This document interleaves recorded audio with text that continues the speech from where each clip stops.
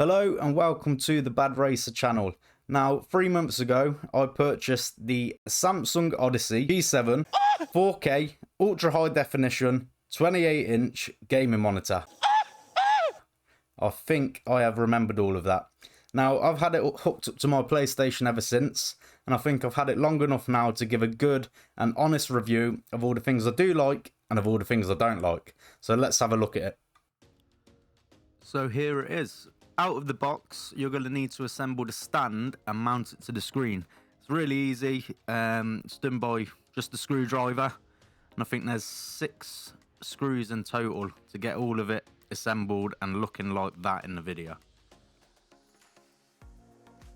When you power the monitor on, you will notice that the LED light on the back will light up, and also on the front of the screen either side, and there's plenty of different color options there for them to all be changed.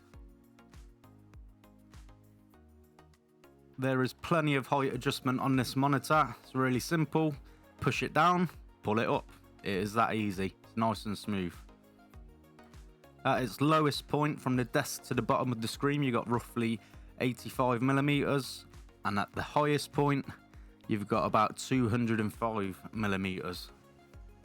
A really cool feature to this monitor as well is you can rotate this 90 degrees in either direction, and the screen will automatically adjust to the settings you need, as you can see there,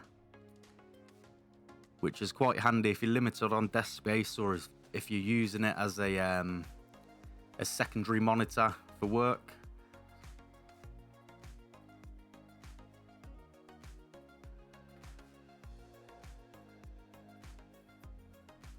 Taking a look at what we can get plugged into this monitor, we've got the display port, which can obviously go directly to your computer tower or used to link monitors.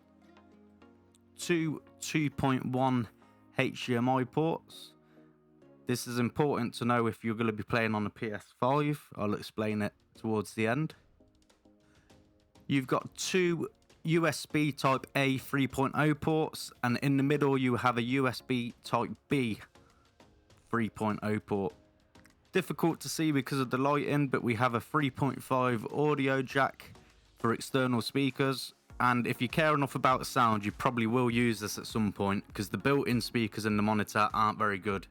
Then we have the Ethernet port, and at the end we have the power lead, which is roughly 2 meters long, so you shouldn't have any problems getting it plugged into where you need to. Once you've set up a Samsung account, or maybe you've only needed to sign into a Samsung account if you've had previous products, this is what the home screen is roughly going to look like.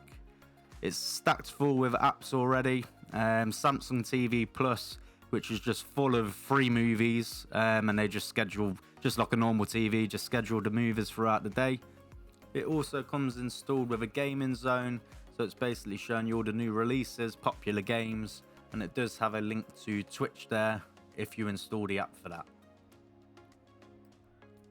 Once you've got your PlayStation hooked up, you're going to need to do a quick test to ensure that you're getting the full capability out of the PlayStation and the monitor.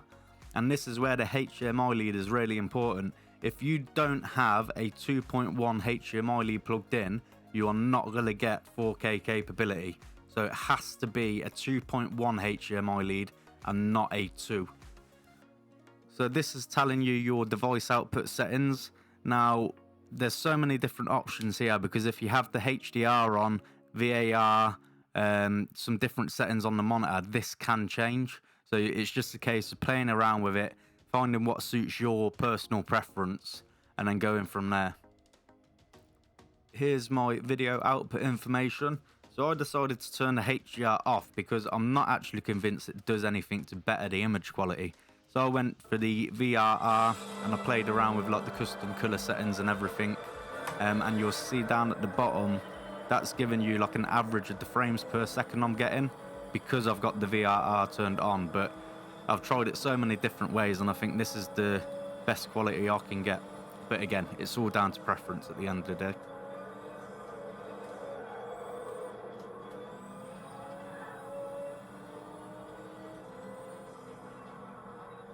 So we're going to wrap up this video now by just going over some of the pros and the cons. So we'll start with the pros. The price currently, at the time I'm making this video, it is £550 on Amazon. So it actually falls in line with its competitors for this specification, so it's not outrageously outpriced. Number 2, it's easy to set up out the box. They supply you with the screws. All you need is a screwdriver, put the stand together, mount it to the monitor. Number 3, it comes with a remote like this, which is obviously very convenient for when you're sitting far enough away from the screen. Number 4, the height adjustment. You shouldn't struggle getting it in a position you feel comfortable with to work on. Number 5, you can rotate the screen. It will automatically adjust over like I demonstrated earlier, and that will come in handy certainly in an office environment or for other software that you might be able to use on it. Number 6, the layout and the home screen, really easy to navigate. You can't go wrong with it. Number 7, it does come with built-in speakers, which is obviously handy, but I'll get to the sound quality of them on the cons. Number 8, I am really impressed with the image quality on gaming and movies. Number 9, it is capable of 144 frames per second. Now, although I haven't been able to try that because the PlayStation maxes out at 120, it is capable of doing it. Number 10, you've got plenty of adjustment on the color settings to play around and try dial in the picture quality as well as the colors. And now a list of all the cons. So now on to some of the cons. So I need to say that some of the reviews on the sites are really poor for this monitor. You've got a lot of 1-star reviews because people are complaining that they've had like damaged pixels out the box, some of the functions are not working properly, and you've got like light shadows on the screen. Now, I haven't experienced any of that, so I can't comment on it, but it's just something to bear in mind that that's what other people have experienced when they've bought this monitor. My cons: number 1, the LED backlight on the rear and on the front of the monitor, they are not bright at all. So if you want to put this into a recess and hope that it's going to light up the space, then you are very much mistaken. The light is not bright enough to light up anything. So that would be number 1. Number 2, the ports along the bottom of the monitor where you'd access all your HDMI leads, etc. They are a bit of a pain to get to.